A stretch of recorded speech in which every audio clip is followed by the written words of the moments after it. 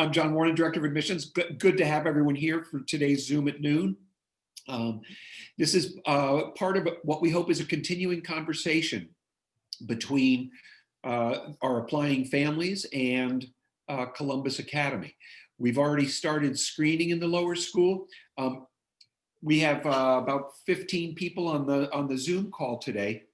I want to mention a couple things. First, we are recording this. We're not trying to do anything other than be able to share this with the folks who weren't able to attend this morning. So we are welcoming all. As I look down the list, there are some folks whose names I recognize. I know that they are pretty knowledgeable about the school, about Columbus Academy. There's also some names that I don't recognize, and I'm sure these folks are new to Columbus Academy. The admissions office particularly welcomes all. So no matter where you are in terms of your interest and application status, we welcome you. If you have, because this is sponsored by the admissions office, make sure that if you do have any questions at all about the admissions process, about the status of your student, if you're confused about what the next step is or anything like that, please don't hesitate to reach out to the admissions office. The easiest way is through email, admissions@columbusacademy.org. As I mentioned, this is the continuation of our Zoom at Noon series. Today we have with us Brelle Farrenkopf. She is the assistant head of the lower school, and let's see, the associate head of lower school and chair for student support services. She just actually had a nice promotion. She did begin teaching here about 20 years ago, 2002. She has 3 children who are graduates of Columbus Academy. They were all what we call lifers, which means they started by 1st grade. And her husband actually teaches English in the upper school, and also directs the upper school musicals. So she has a world of experience with reading, and today she's going to be sharing with you a little bit of information about our lower school reading program. So Brelle, thank you very much for joining us. Sure. Finally, parents, if you have questions that you're interested in, please put them in the chat. I will moderate and go through and curate the questions, but please don't hesitate to ask any question at all. We always say no questions too odd, no questions too direct. So, Brelle, thanks for joining us, and Sure. take it away. Yeah, well, thanks for having me here today. I'm excited to share about how we work with reading in the lower school. So I actually have put together a slide presentation, and I'm going to use that to kind of walk you through what reading looks like in the lower school. Let me pull that up here. Okay. John, is that showing on the screen? Yes, it is. Okay, awesome. All right, well, so reading is such a big part of what we do in the lower school. It's kind of hard to narrow it down into a slideshow for you. So I'm going to kind of walk you through how we work with literacy in our early childhood years, and then how we move into kindergarten, 1st grade, and all the way through 5th grade. So let's start by talking about early childhood. Lots of really important early literacy skills are built during the early childhood years. Lots of work done through oral language, rhymes, and playing with letter sounds. We have some fun programs that we hook onto called, one is called the Phonics Dance, and another is called Letterland, and we use those programs to help the children begin to associate letters and letter sounds, and begin to see how letters fit together to make words. We use interactive read alouds. These are stories that are read aloud to the children and used by the teacher to model a lot of reading thinking, a lot of reading behaviors. We have big books, which are just that. They're enlarged books, so that when we put them up on an easel, everybody can see them and follow along with the teacher in the print. Lots of hands-on activities through literacy stations. Our early childhood teachers are really good at making the work look like play and making it feel like play. And I'm going to show you a few pictures of some of those literacy stations on the next slide. And then we also start something called Book in a Bag in the second half of our pre-K year, where the children get to take home a nightly reading book. It's a fun way to start building responsibility and building some reading time at home with families. So here are some of our literacy stations in pre-K, and you'll notice that a lot of the pictures that I'm going to show you today are pre-COVID. The kids don't have their masks on in these photos, but these are still some of the typical things that are happening in the classrooms this year. Just had to adapt them a little bit for the COVID protocols. But you can see lots of fun games and hands-on activities set up. This is actually in the pre-K classroom. And our early childhood rooms are really print-rich environments. Every classroom starts the day with a morning message, and you can see here, this was last April in pre-K. The teacher's helper for the day gets to lead the class in reading through the message. It's usually something very repetitive, building in a lot of the sight words and student names and things like that. We post the daily schedule in our classrooms every day for explorers all the way through 5th grade. Lots of labeling in the classroom, starting out with things like question of the day. That's here on my next slide. So like a question of the day, when the children come in, when they get to school in the morning, they read their question and they move their name over to answer. Here's a picture of our a sample daily schedule in kindergarten. And this is an example of a word wall. Starting in pre-K, we start putting up word walls with the children's names, with words that they ask how to spell often, like mom and dad and school and favorite and like, things like that, so that they can start using those in their own writing. And believe it or not, we do start writing in pre-K. The children start out by drawing, because drawing is a way to convey a message, and then they may start labeling and then moving into invented spellings, and then slowly but surely developing into more conventional forms of writing. So then as we progress through the lower school, moving from pre-K and into kindergarten, into the second half of the kindergarten year, we start moving into the Reader's Workshop model. And the Reader's Workshop model has several components to it. It starts with a mini lesson, and then we move into an interactive read aloud. Sometimes the mini lesson is tied to the interactive read aloud. We then have independent reading and reading conferences. Teachers may do some guided reading and small group work, and then lots of phonemic awareness and phonics and spelling folded into it too. And this wheel here on the side, the systems of strategic actions, this is from Fountas and Pinnell. We use Fountas and Pinnell reading materials in the lower school. We have the Fountas and Pinnell classroom. So that involves interactive read alouds, which are books that are used by the teacher to model different reading strategies. We have guided reading books. We have assessment systems. I'm kind of getting ahead of myself a little bit, but I'm going to touch on all of those things as we move through this presentation.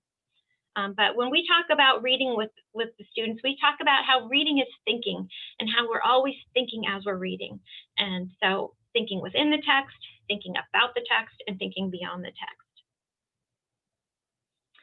So a mini lesson, at the beginning of our Reader's Workshop time, Reader's Workshop lasts about an hour in the classroom. And at the beginning of the Reader's Workshop, the teacher starts with a mini lesson, and that's something that he or she knows that all of the students need to keep growing as readers. Maybe they're going to focus in on a specific skill or a strategy. Oftentimes, this will be modeled by the teacher by using an interactive read aloud. We've got our interactive read alouds are really rich texts. They're picture books, fiction, nonfiction, historical fiction, biography, all kinds of really great books that are used for modeling different reading behaviors. And then during that mini lesson, students have an opportunity to try out or discuss with a partner or ask questions about that specific skill. And then the teacher kind of says, okay, it's off to work time. Oh, here's a picture of a teacher working on an interactive read aloud. And let me see, yes. And then when the teacher is making an interactive read aloud or reading an interactive read aloud, oftentimes they will create an anchor chart to really highlight that skill. And then that anchor chart goes up on the wall in the classroom for the students to refer back to during their work time. So I'm going to flip back one here. You can see that Mrs. Haustovich here has her anchor chart up on the chart behind her, and they were working to fill that in as they worked through their mini lesson. And then sometimes these are even, the teachers will make a color copy of it and pop it into the children's readers' notebooks, which they keep with them during their independent work time. So here is a student at work doing her independent reading. And all of the students in the lower school, each teacher has put together a book bin for each of the children. And in that book bin, they'll have their reader's notebook, which is that white binder that you see in the green bin there. And then there's a variety of books. Some of them are student selected books, some of them are teacher selected books. Our goal during independent reading is to have the children reading at their independent reading level. And so we want those books to be like we call them good fit books, where the children can be using what they learned during the mini lesson in their independent reading books. And then during independent reading, the teachers will be circulating around the room and checking in with the kids to see how things are going. You can see sometimes the students will be using Post-it notes to mark where they tried out the skill or strategy that was being presented in the mini lesson. During this time, a lot of note-taking takes place by the teachers. They're learning a lot about the children by checking in one-on-one with them to see how they are handling their independent reading books, knowing when to kind of nudge them a little further, how to ask good questions, and really focusing on the needs of the individual students. During the independent work time, there may also be literacy stations set up. And you can see that the children may be working on handwriting. They may be listening to reading being read to them on an iPad. They may be building words. Here's some more literacy stations. Or during the work time, there may also be small group or guided reading taking place. This is a kindergarten teacher working with a small group of kindergarten students, and you can see they all have the same book and they are working through that book together. Now, when we talk about guided reading, this might look like a reading group in some ways. I think back to when I was in elementary school and we did reading groups, and everybody was kind of doing a round robin, and you were in a set reading group for the school year. That's not how guided reading works. The way guided reading works is that the teachers are always paying attention to what a child needs. So when they're zeroing in with the children during their reading conference, the teacher is learning about strategies that the child is very secure with, or other strategies that a child may need to focus more on. And so then he or she will put together a small group to work with the students, and maybe the group stays together for a couple of days while they all focus on that strategy, and then things get shaken up and they move on and are in another group another day. During the guided reading group, there's also word work that comes into play. So the teacher may zero in on some sight words or a spelling pattern, or some kind of word work to take place during guided reading as well. For our older students, they will start getting further into writing about reading during this independent work time. Starting in about second, third grade, they're doing a lot more starting to read to learn. And so we're kind of overlapping with social studies and other curricular areas during Reader's Workshop. Here's an example of a reader's notebook this is fourth grade. And you can see that they're working on analyzing characters. This may look a little bit like an anchor chart that the teacher made during the mini lesson, and then the children are working that out on their own during their independent work time. Some more pages from a reader's notebook. And then as the children get older, we do start to introduce whole class novels. And so in the center there, you can see the young man is reading Wonder. And that is actually done as a group read aloud in 3rd grade, where the teacher is kind of extending those same skills from the interactive read aloud that was done in a picture book. Now they're doing it as a whole class in a novel together, and they're learning how to look for text clues, make inferences, analyze characters, and then that continues into 4th and 5th grade as well, through a variety of class novels. In addition to reading groups and guided reading and class novels, the kids just really enjoy sharing reading with one another.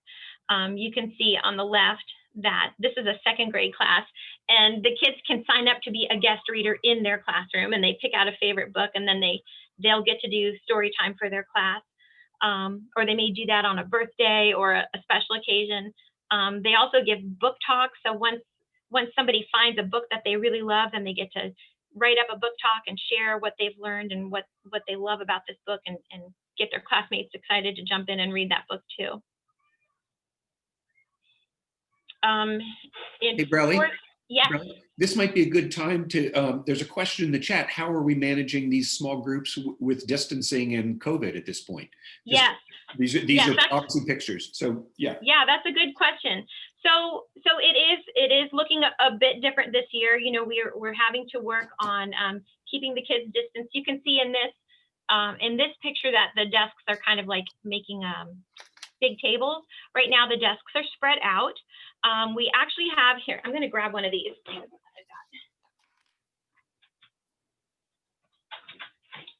So we're actually using technology quite a bit to get the kids together for these smaller things, believe it or not, like Zooming within the classroom. We are able to do some small group, but it doesn't look the way it does on the left there this year. Teachers are finding that they're having to do a lot more of the independent work with the students this year. And then we've got these, screens.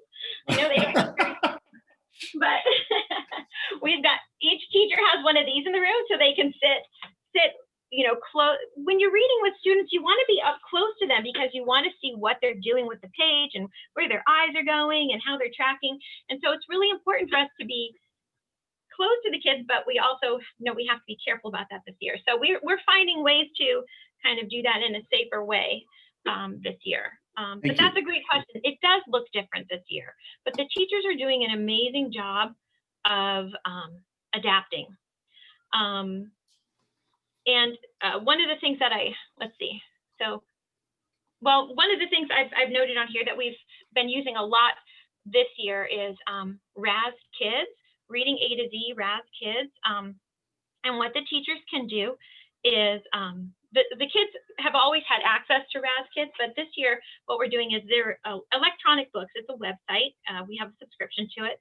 And the teachers can actually assign books to the students to record themselves reading. And then the kids can submit that to the teacher, and then the teacher can hear the child reading.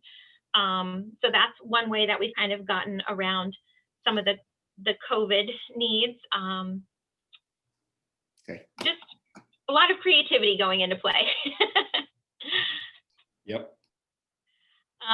We also do phonics and spelling in the lower school. This is part of our reading and writing program. In the early elementary grades, we're using the phonics dance and Letterland, and just kind of building words and playing with word sounds and word families. And then as the children get older, starting in about 2nd grade, we are doing more formal spelling assessments. So we use Words Their Way. The kids have word sorts. The teachers learn a lot about the students at the beginning of the year with individualized assessments. They place the kids accordingly, and then their lists change and grow as they change and grow through the school year. And then starting in 4th grade, we use Wordly Wise as a vocabulary program. So for assessment, we do assess the students using the benchmark assessment system, which is by Fountas and Pinnell, which corresponds perfectly with the materials that we're using in the classroom.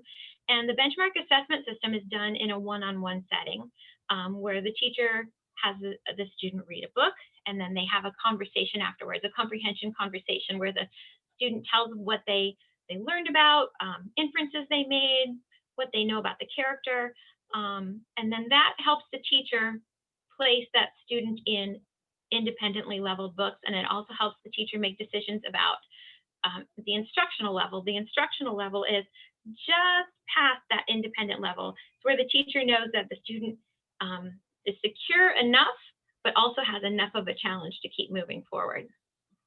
I mentioned individual reading conferences. A lot of anecdotal notes and record keeping is taking place during those individual reading conferences. And then those recordings and comprehension quizzes on RAS Kids are another great way for teachers to kind of get a sense of where each child is individually. Home and school connection. So I mentioned we start sending home a book in a bag early on. The pre-K kids are so excited. They feel like real big shots to take home their book in a bag. And when I talk about the books for the pre-K kids, you know, it may just be like the ball is red, the bike is blue, but the children are starting to learn, you know, that return sweep and how to move through a text and how to look at the pictures for clues and just kind of getting excited about being a reader.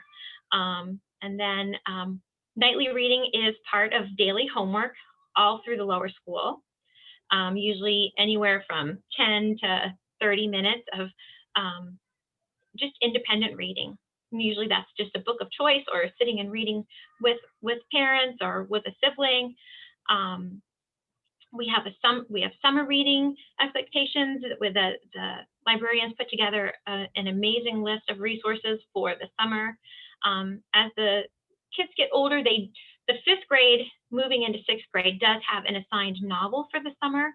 But for the most part, it's just free choice and encouraging the kids to read as much as possible. And then in normal times, when we're allowed to have parents and other visitors in the building, we invite outside family and friends to come in and be guest readers, and they sign up and they pick a favorite book of their own to share, or mystery readers. We have a lot of fun ways to bring reading into the school. So I know I just kind of breezed through a lot of information, but I'm happy to answer any questions you may have. No, that's terrific, Brelle. Thank you very much. We've got one question in the chat right now, and that is, what grade do they work with tablets and or keyboards? Or is that, and the question is, or is that an extracurricular? So what are our thoughts about technology to help with writing and such? Well, so up until this year, we were pretty low tech in early childhood. We found with COVID and last year having to go online, we did get an iPad in the hands of every child pre-K up. But we really are encouraging the hands-on work with the younger children, you know, the tactile, the hands-on, the real writing materials. Every child does have access to an iPad here at school, but the usage goes up as the kids get older. We try really hard to keep things low tech in the early childhood, and then add on as we go. Terrific. Other questions from folks? We have a chance.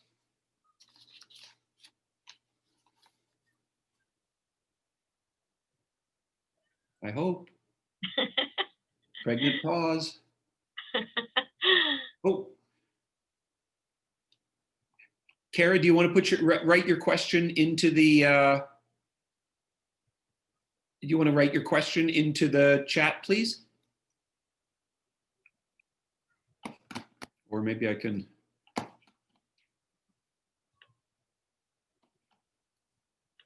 Are there any reading extension programs for first grade or for advanced readers? This is actually a very, very I should have thought about this question. How do you handle advanced readers? Yeah. And it's actually not that far off from how we handle advanced anything, right? Anyway, go Yep. ahead. Yeah. So, I mean, that's the beauty of the Readers Workshop model, is that the teachers are able to fine tune the reading instruction to what the individual child needs. You know, I talked about how we have the mini lesson at the beginning of our Readers Workshop time. That is a skill or strategy that can be that is used by all readers.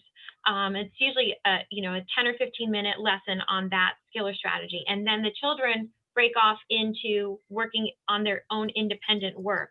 And so it's during that time that the teachers are able to extend students who are ready to go a little further. They're able to give support to students who are still working on maybe some more basic skills. So the teachers do an amazing job of really individualizing the reading instruction for the children.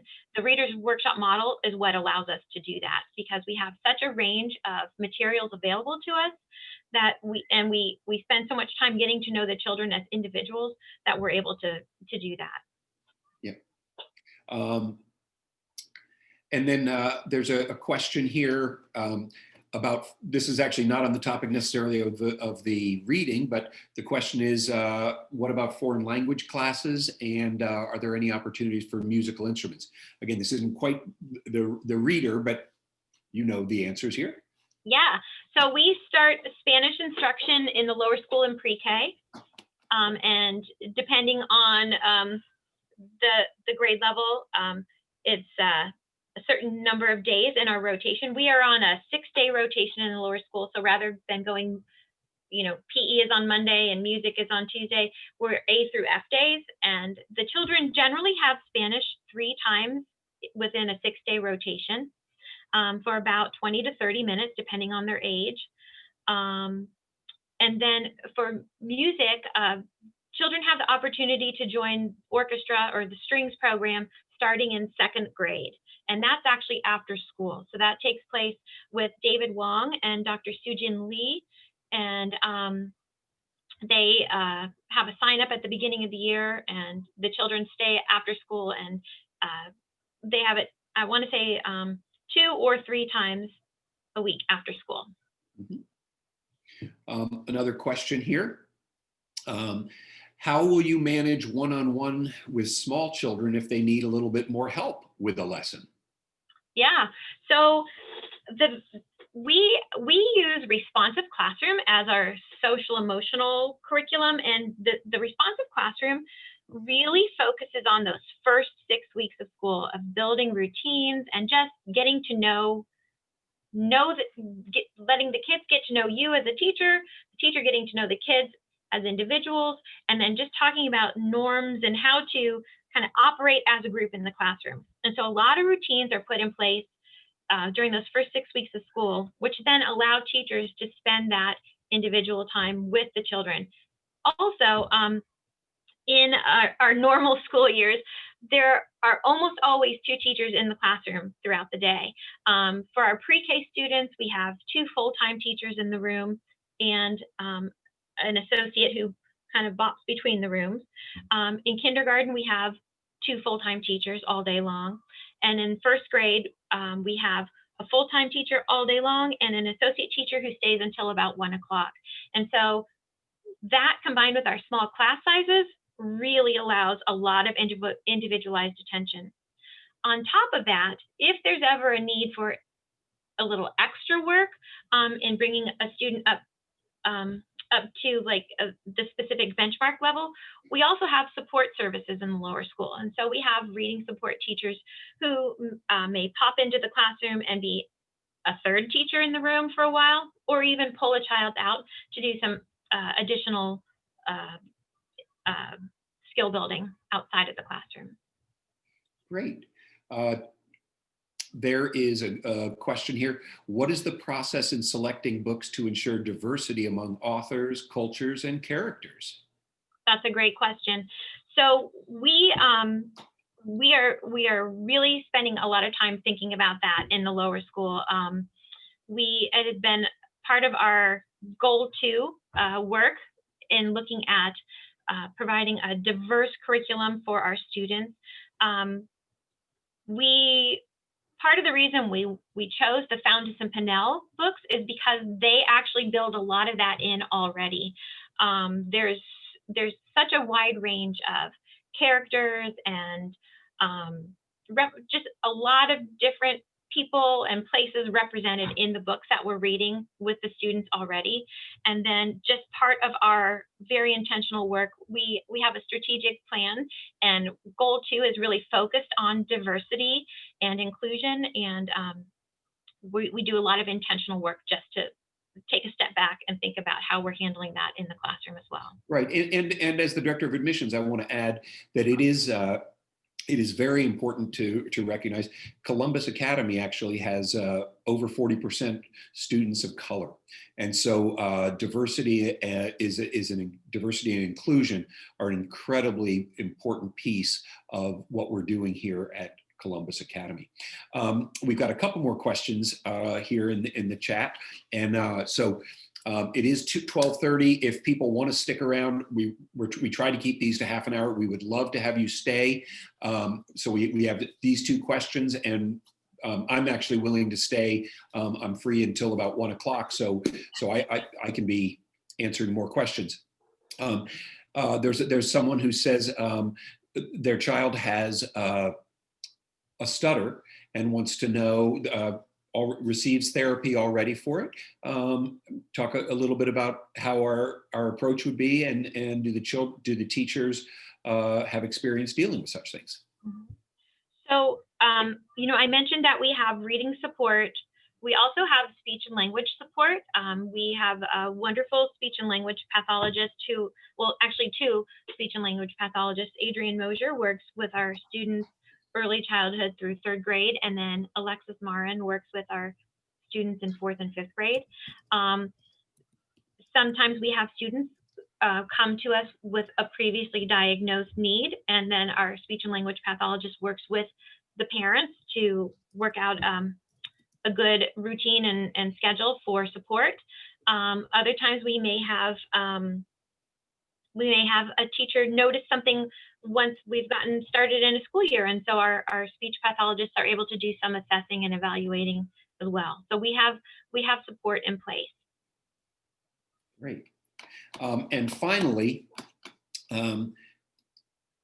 there's a question here, and then I do want to remind people about other things. A question, is there a point at which the students explain their reading to other students who may have read something else? Absolutely. Yeah, so definitely. And that's where some of those book talks come into play. We encourage the kids to share with one another.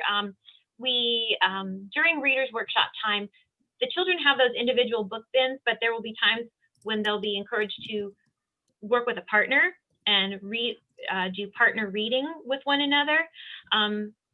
There are times when in 4th and 5th grade, when the kids are doing book clubs, where the children are presented with a list of different books, and then they get to make some choices, and then they work together cooperatively in a group to talk about their books, and then to share their book with other book club groups.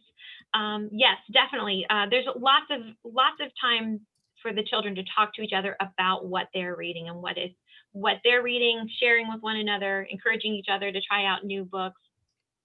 Definitely. Okay. Well, if anyone has further questions, but before we go to another question, I do want to just mention to people, not to make anyone nervous or anything, but our first round admissions deadline is approaching quickly. Our admissions committee actually will be meeting roughly 1 month from today. So for first round admissions, applications need to be complete pretty soon because we need some teacher recommendations. We need to schedule a screening, and so there's a bit to do. Nothing that we can't cover in plenty of time. But if you have any questions about that process, you please don't hesitate to give us a call, send us an email, and we will take that very seriously, obviously, and help you out. Any last minute questions, folks? I think this has been a great discussion. Any last questions? Another pregnant pause. Okay. Well, in that case, let me thank Brelle Farrenkopf for coming in today. In case any of you have upper schoolers or middle schoolers this evening, we actually have a virtual open house for middle and upper school. And feel free to email again admissions@columbusacademy.org if you need any information about that, or give us a call. Very much appreciate everyone's time this afternoon. And again, we consider this the hope of, our hope is that it's the beginning of a conversation or the continuation of one. So we look forward to seeing you all. Thanks very much. Bye-bye.